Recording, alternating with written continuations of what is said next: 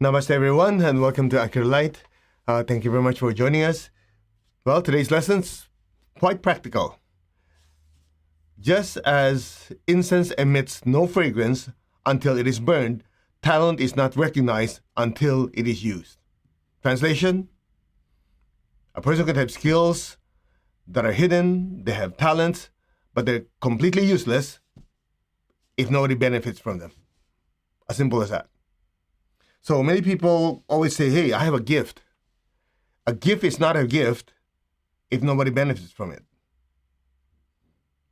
Think about it. So many of us says, I have this special skill. I know I'm really good at organizing. I'm really good at convincing people. I'm good at whatever. Without applying it, it's useless. It's just like you have the cure for the most severe ailment in the universe, and you lock it up in a box, and it stays there forever. Completely useless. It is only existing for a purpose, which is what? To be shared. And so I'm sharing this with you because I know so many people, they have such good hearts. They really want to help people. Right there and then, within them is the will to do good. But without application, it's dormant. When it's dormant, it's useless. I know, some of you say, that sounds harsh, but sometimes people have a tendency to sugarcoat it. It's okay, when the right time will come. No, we don't take that approach. If you're waiting for the right opportunity to show up for you to use your skills, you're using the environment to control you. If you have the skill and you have the abilities, then we proactively go out, look for opportunities to use those skills. With 30-some years I've been doing this as of this recording in pranic healing. When I first started, I couldn't feel anything, couldn't see anything, nothing. It's in zero. I was even doubting it. So the healing was like one of those desperation. I had to fix my wife's hip. So I said, okay, let me learn something.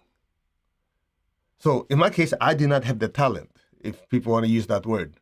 I did not have the gift. I didn't know anything. In fact, I was just doing it out of desperation. Yet I learned it to be able to help people, help her. And then my mom, and before I know it, Master Swakok Sui says, go teach in the United States. I said, okay. And in the process, did healing on people, working on people, and that's 30-something years. And people would come up to me and they say, wow, you have a gift. I'm thinking in my head, what in the world are you talking about? What gift? I thought everybody has this. I didn't have this special gift. Energy is everywhere. All you got to do is take that energy, use it properly, and you can help yourself and help other people. Doesn't take any talent. See, a lot of people use like, you're born with a special talent. You're born with a special skill. They don't realize there are many things in life that don't require you to have certain skills. Certain talents you're born. You can learn them. Okay? What is needed is the intention and the will to get it started, to persevere with it. For example, I don't know, it's 5-6 years old, my mom took me to learn how to play piano, right? Me, artistic skill, 0. So I sat there, okay, you learn left hand, and it was sounding like music compared to noise. But I gave up because I was bored out of my life, bored out of my mind. So I could have gotten better, but I chose not to. That was on me. In other words, I decided not to pursue it. There are people out there who have lots of talents. They have, they're geniuses, right? But they don't do anything with it. They don't put themselves out there. They might be, an inner Mozart in them. Great in music. But they say, I have a lot of talent. I don't need to do anything. When the right time comes, you'll show up. And what happens? Life happens and poof, gone. never use that opportunity. The opposite is also true. You get people who don't have much skill, no talent, no anything, but they say, I'm really interested in playing the guitar. I'm interested in playing a particular sport. I mean, short of a physical limitation, like if you have somebody who's quadriplegic, come on, use a little common sense. No matter how much they intend it, they're not going to play volleyball. But most people, if they want something, they focus on what they want, they'll receive a certain level of success. Because what? It's the will directing the body, the emotions, and the thoughts towards a certain objective. I'm sharing this with you just to kind of reawaken in most of you that drive to become successful, to contribute to society. And I remember my teacher taught me, he said, and this is the ultimate application of this technique, of this quote, okay, just in case you just joined us. All right, just kind of read it again to you. Just as incense emits no fragrance until it is burned, talent is not recognized until it is used. Okay? So the ultimate application of it is something like this. You, the soul, the spiritual self, are inherently good. You come from a universal source. You come from a universal spirit. God, that is a true essence. And most people, first step is for them to recognize that. I'm not this body, I'm not this emotion, I'm not these thoughts. I, the soul, a spiritual being, a divine being, is using the body, the emotions, and thoughts to interact with the universe, the earthly life. So, within us is a seed of goodness. However, if we don't awaken and get in touch with that goodness, that essence within us, and the body, the emotions, and tendencies, and the thoughts have not been properly trained, the tendencies of the body, which is like food, pleasure, sex, drugs, whatever, anything that's pleasurable, will take over. The emotions, its natural tendency is drama. When things are quiet, it can't study. He has to have extreme joys, extreme depression. That's the nature of emotion. It's constantly moving up and down. That's why if you're ever with people who are looking at the world through emotions, one day they love you, you're the best person in the world, and one little switch turns on, before you know it, the next day, you're the worst person in the world. I've met a few people like that. Today they say, oh, Master Ko, you helped me so much. A few days later, I don't know what the heck happened with them. And then they go, oh, what you're saying is not true. What you're saying is from the other side. I'm going, what in the world happened? Because they're very emotional. Every little trigger, like that. Make sense? So you have people who are very, very triggered. And that's because the emotional body takes over the life. And then you have people who are very, very mental. They overanalyze everything. They analyze everything. They think. Even though the answer is already obvious, they still can't handle it. They still have to think. And so they complain, oh man, I don't have inner peace because I can't stop thinking. Well, you're allowing the thinking process, or actually the machine called the mental body, to control you. So when we go back to who we are, the spiritual being having an earthly experience, and that spiritual being's essence is the divine essence, just getting back with that, the influences of the body, the emotions, and the thoughts start to decrease. They work inversely. Okay? Inversely. The stronger we know who we are, the less control over the body, the emotions, and the thoughts have over the I. Let's do this again. The more we know who we are, I'm not the body, not the emotion, not the thoughts. I'm the soul that uses the body, the emotions, and thoughts. I'm a spiritual being having an earthly experience. When this realization goes up, the influence or the control of the body, the emotions, and the thoughts decrease. Only then, the I is able to train the body, the emotions, and the thoughts. When you realize you're not the horse, you're not the dog, you're not any of your pets, then you can train them. Otherwise, what happens? It controls you. I'll give you a prime example. When somebody triggers you, what's happening? Somebody screams, yells, gets upset. Most people, they go, oh, yeah?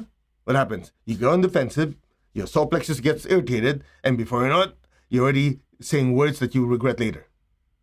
What happened? Because at that time, we are not trained, well, should I say, we are not, how do you call this? We are not used to always being in control of the body, the emotions, thoughts. We're not used to looking at the body, the emotions, and thoughts as tools. They think there's the I. So when somebody triggers us, they're not triggering the soul. They're triggering the emotions. They use their body, they in their mouth, they say certain things that are hurtful. So what happens? Our physical body hears it. Our emotional body gets agitated, and the mental faculties start thinking of ways to either counter it, say something towards them to shut them up, or get them angry, or retaliate, whatever it is. All of that is happening here.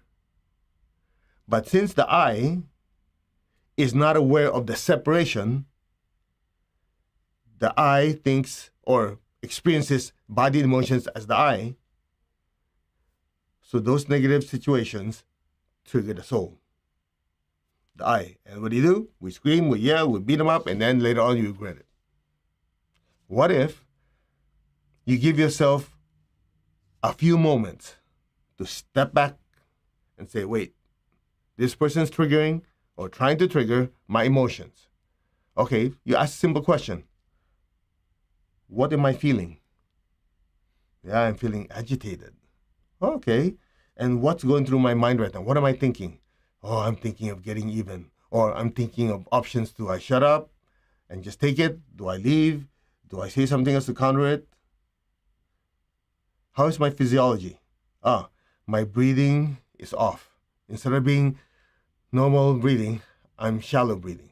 Okay, that means the body, the emotions and thoughts are reacting to this negativity coming to me.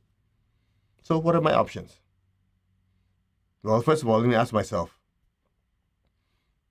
do I want to go down that road? Do I want to be agitated and angry like in the previous time? And this is happening in microseconds, very, very quick. If you say no, you go, okay. So principle number 1 in psychic protection, non-reaction. They scream, they yell, you just listen, be respectful, and in your mind, ignore them. If you don't add kerosene to the fire, basically you're starving it. So one of two things could happen. If you don't respond, whatever negative emotion, negative thoughts they have will bounce back to them. Or, if you're such a good person anyway, you'll just say, well, let me think of ways to calm this person down. That ability to make that choice only happens if the body, the emotions, and thoughts do not control the I. Otherwise, finished. We get sucked into it. Make sense? Now, why am I sharing this with you?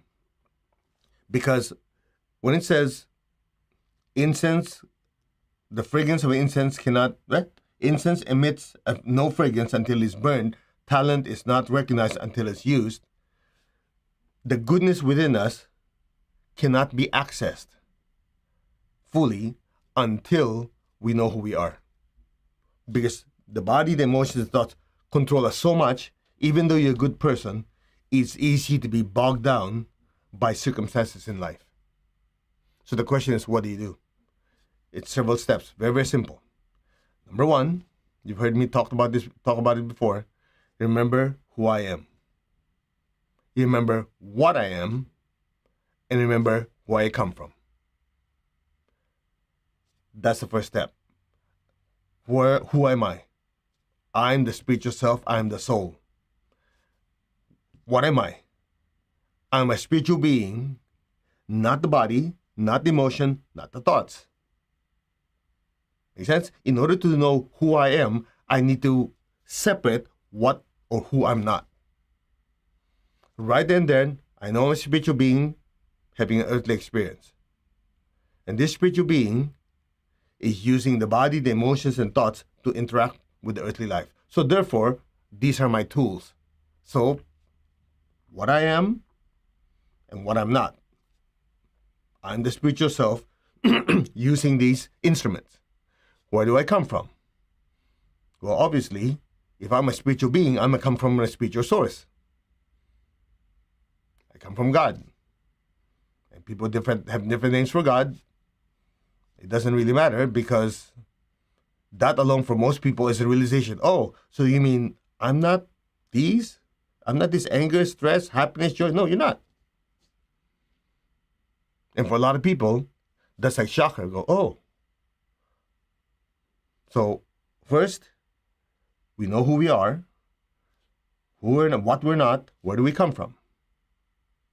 From there, we realize the goodness that is inherent within us. Then we use that goodness through the word service to externalize that goodness. Nobody knows you're a good person if you just lock yourself in a room, in a cave, in the middle of nowhere. It's useless. Unless you're already a spiritually advanced person where even if you're in isolation, you're radiating massive amount of divine energy to everywhere, which advanced spiritual teachers do that. We manifest the goodness that we claim to have by serving others. That's that. Very simple. So we do our best to have every lesson not just about practical everyday life, but to keep going back to the same basic foundational truth. I am the spiritual self having a physical and earthly experience. If most people just realize that, you say, oh, most people know it. If most people just know it and sustain it to their consciousness the entire day, this life will change. This world will change. As simple as if there's food you're not supposed to eat because it's not good for your body. Who wants to eat? Is it the soul who wants to eat? Or the body and the emotions want to eat? And the mind creating the avenue to be able to secure that food. The soul doesn't need physical food, right? So how does something that is, I just make something really sweet, really high in calorie and fat, what is that going to do to the soul? Think about it. The spiritual being doesn't need food. So obviously, it's not the soul who wants the food. Some of you that click, right? So if the soul does not need the food, who's wanting the food? The body. Well, the body is important because you're using the body to do what? To move around the physical world. So you have to take care of the physical body. It's just like you're going to go from point A to point B. Point B, so you're going to go out and serve so many people, feed hungry people, give them a good talk on how to make their life better. But if your car doesn't work, you can't get to your destination to be able to help those people. So you have to take care of the vehicle.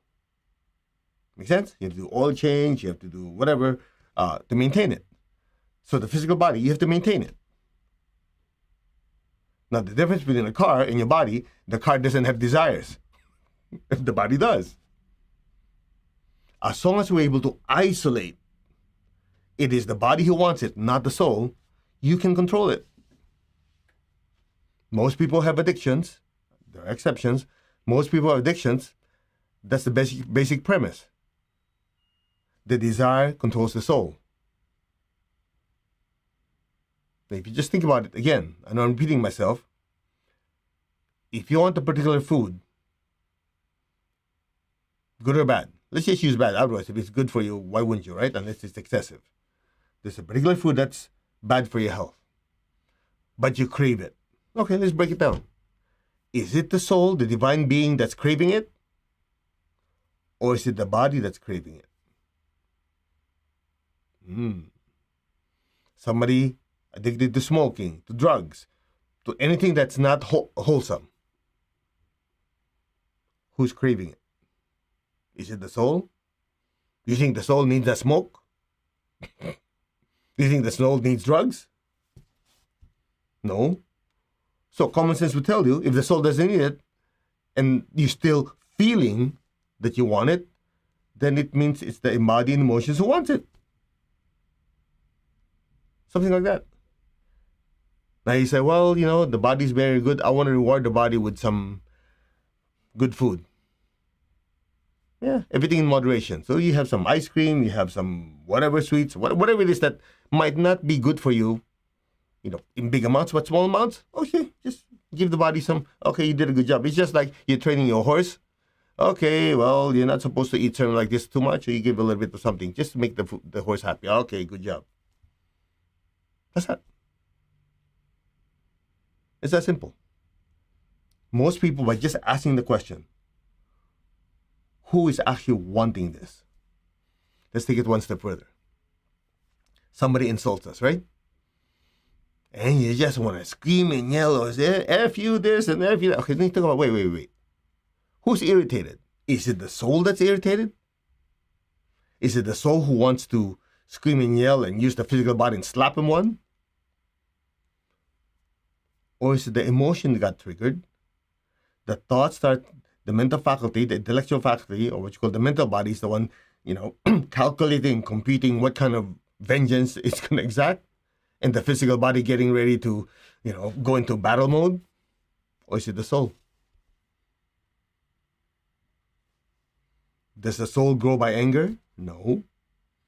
Does the soul grow and evolve by calculating how to get even? No. Does the soul get anything out of the physical body feeling good when it beats someone up? No.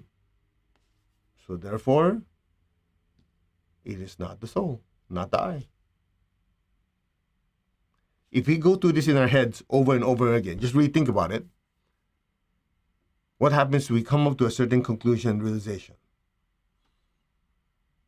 So when a similar situation comes up, that turns on, and you go, oh, what am I feeling? With the fact that you say, what am I feeling? You question it, you already bring it in front of you. What am I feeling? I am feeling this anger. What if I don't want to? Okay, I choose to be happy. I want to feel happiness instead. Then you have the ability to maneuver. Otherwise, what happens? You get sucked into it. The emotions and the I fuse at one. Then you're totally screwed. That's it. Then it just goes downhill from there.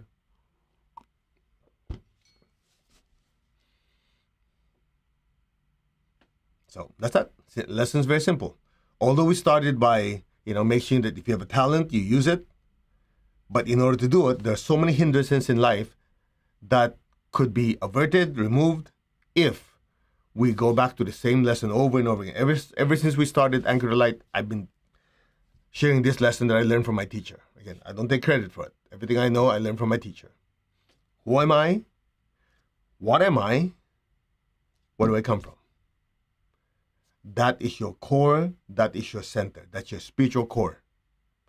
From that spiritual center and spiritual core, everything else is in your circumference. Everything, happiness, joy, anger, and all these other different emotions and thoughts happen outside of the I. In the absence of all of those, you have silence, stretch it longer, you have stillness. And the deeper the stillness, the deeper the realization of your true nature. From that center, we pick up the body, the emotions and thoughts, train them and use them. The more you are in your center, realization of who you are, the easier it is to control your body, your emotions and thoughts. The less we know who we really are, the more it gets muddied, the tendency of the body, the emotions, and the thoughts fuse with the identity of the I. That's it. Lesson very simple. Let's meditate. To the Supreme God, Divine Father, Mother, we thank you for the realization, guidance, help, and blessings. Thank you. To all the spiritual elders, holy masters, to all the saints of all traditions, to my teacher, Master Chokok Sri Mahagujumaning, thank you for the blessings. So be it. Put your hands on your heart. I am that. I'm not the body, I'm not the emotion or the thoughts, I am the soul. I am a spiritual being of divine intelligence, divine power, and divine love. I am that, the soul, the spiritual self, the thinker, feeler, and doer. I am connected in one to my higher soul. I am connected in one to the divine spirit in me. I am a child of God. I'm one with God. I'm one with all. There's only oneness. We are one. We're all spiritual beings inhabiting physical, emotional, mental vehicles or instruments. I am the soul. I am the spiritual self. Now open your hands in blessing. We'll do meditation twin hearts as taught to us by my teacher, Grandmaster Twakok Sui. So be aware of your heart. Be aware of your hands.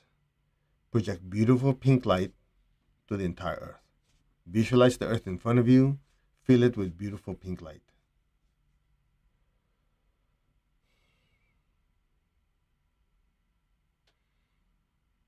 We will use the prayer of Saint Francis of Assisi.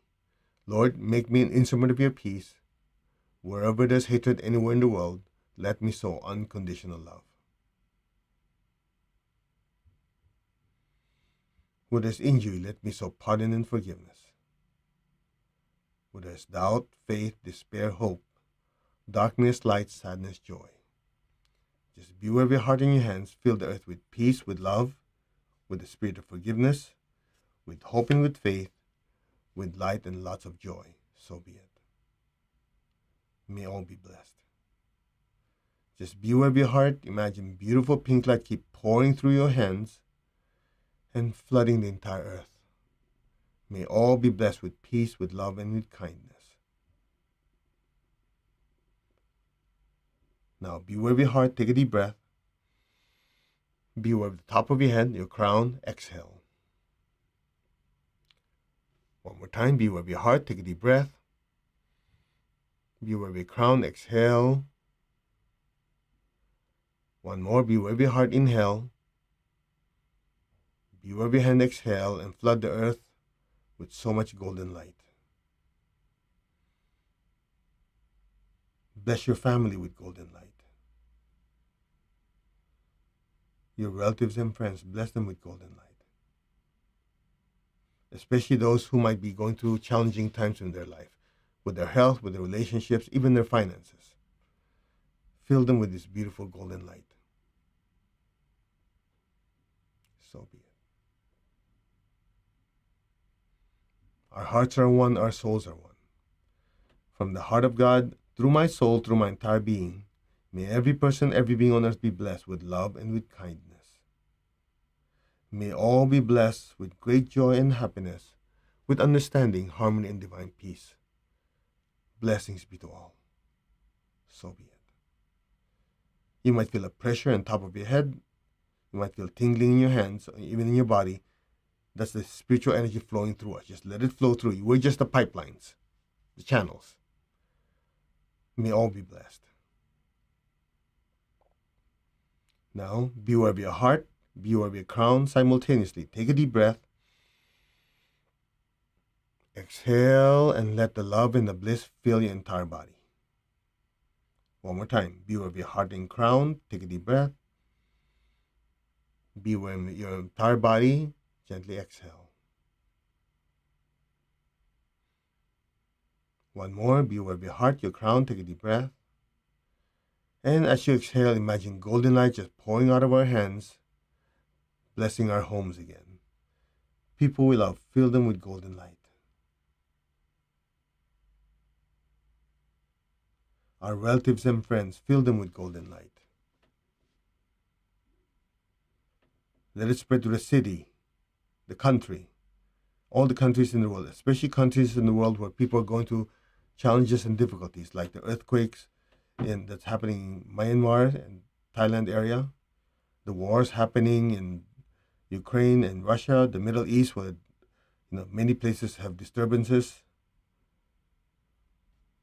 Okay, different challenges in different people's lives, Oftentimes they don't make it in the news. Just fill those areas with intense golden light.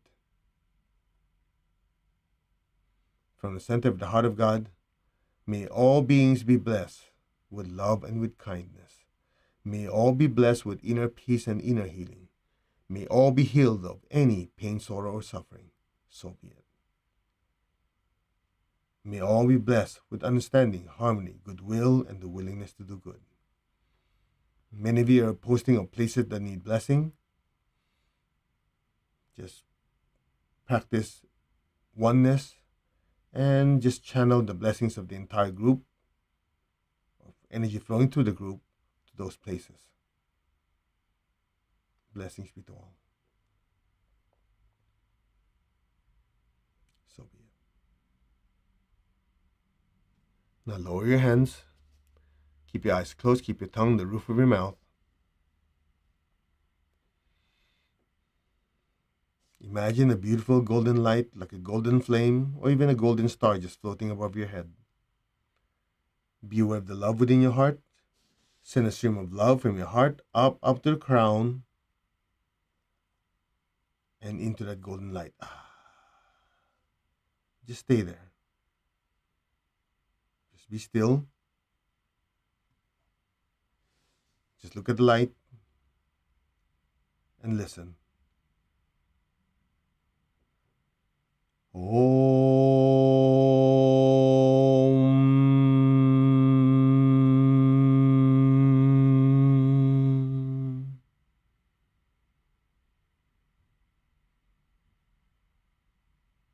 Just be aware of that brilliant light,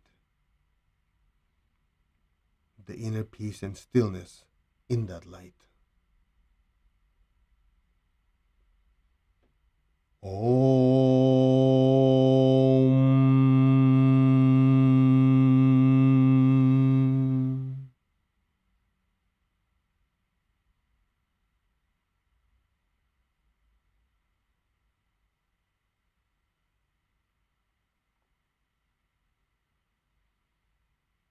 Om.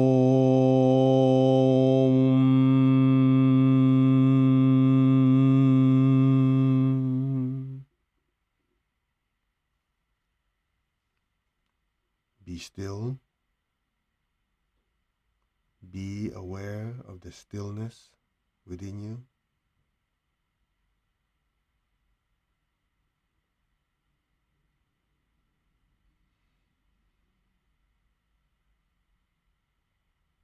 Be aware of the inner peace.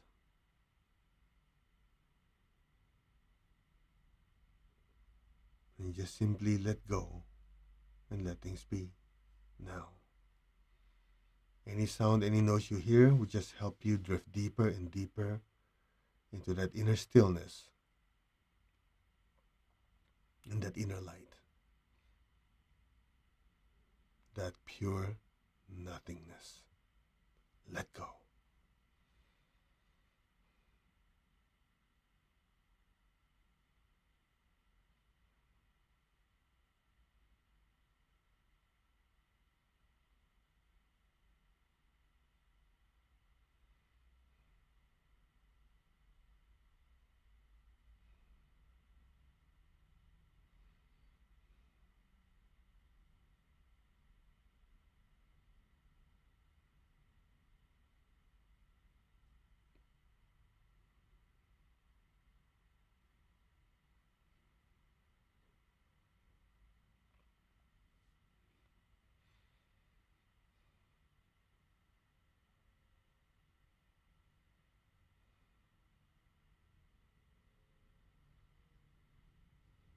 Gently, very slowly, very gently and slowly, come back to your body.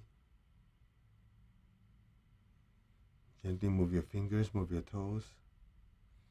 Raise your hands again in blessing. Picture the people you love in front of you.